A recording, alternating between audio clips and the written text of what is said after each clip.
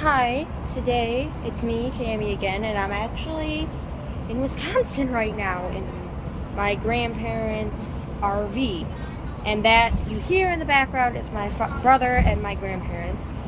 But it's probably going to be like this for a while. It might be really weird how I get the videos uploaded because spotty Wi-Fi and, my internet is not working very well because of the low internet thing like I talked about in the previous video. But today I'm going to be doing the Bookish Problems book tag, and I've seen lots of people do this. I think the first person I saw do it was Katie-tastic. But I don't know who did it originally. But yeah, I wanted to do this one. So yeah, Bookish Problems book tag.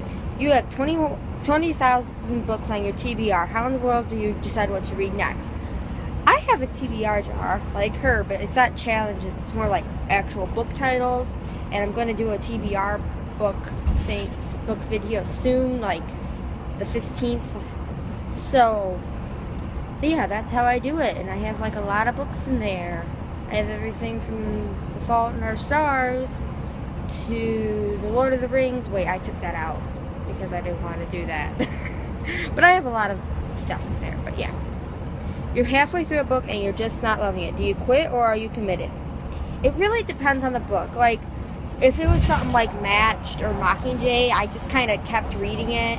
Because if you've ever read them, they start off really good and then they get slower. And that happened with me in Divergent, too.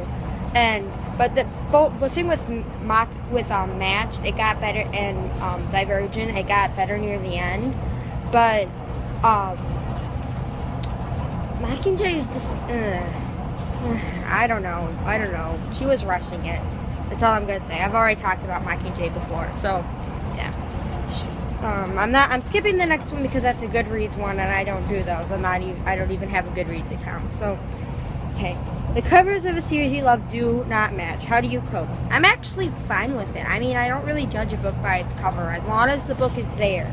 There was like one time that I wasn't going to do that though because I saw at my book fair that my school had before school was out, they had the first Hunger Games book, which was the original like black cover, and then they had Mockingjay and Catching Fire, and that was the movie cover. And I was like, but I got Ender's Game, which has the movie cover, and then I got the sequel, Speaker for the Dead, which is like totally different looking. It's really old cover art, but I don't care. They're even different kinds. I don't really care. It's not that big a deal to me normally. That's like the one exception with the Hunger Games trilogy that's like really happened to me. So yeah, everyone and their mother loves a book you hate. Who do you bond with over shared feelings? I don't know. I guess someone on the internet probably hates. I really haven't read that many popular books. I'm really kind of new to this, but it's a book I really hate that people like. I don't know. I like Afterworld is okay, but there's some stuff I don't like in that. I'm reading that right now. I don't know. There haven't been really very many books I hate, but I guess that's what I would do. But okay, you're reading a book and you're about to start crying in public. How do you deal? I don't really cry at books, and I don't really read in public. But if I did, I normally, the only books I've really ever gotten teary-eyed a little at is Harry Potter and the Deathly Hallows, because everyone I love dies. And that was sad. And The Blood of Olympus a little, because here's a spoiler for Blood of Olympus for those of you who haven't read it. I'm talking to you, Sarah. Well, she knows. Leo, my baby. I'm done. But, I guess I would just kind of wipe my eyes and deal with it. I guess some people, one time I know someone who was reading a book in Disney World and she started crying right in the middle of the Disney World bus. And everyone just kind of turned and looked at her. Yeah. I'm talking about you, honey. Okay, a sequel to a book you love just came out, but you've forgotten a lot from the first one. Do you reread it? Yeah, probably. I reread a lot of books. I don't get the people who are like, oh, I don't like reading it again. But I like because it's like, it's not a surprise to me, but I like reading it again because you get to experience it again. And there's stuff that you missed or stuff you forget that you don't see because rereading is awesome. And sometimes authors drop clues for things like I guess probably a good example would, I was recently rereading The Lightning Thief because I was bored and I caught some things with Luke and I was just kind of like, you should have seen it coming. That was really one of the best plot twists in a book I've ever read. But you don't want anyone borrowing your books. What do you do when they ask?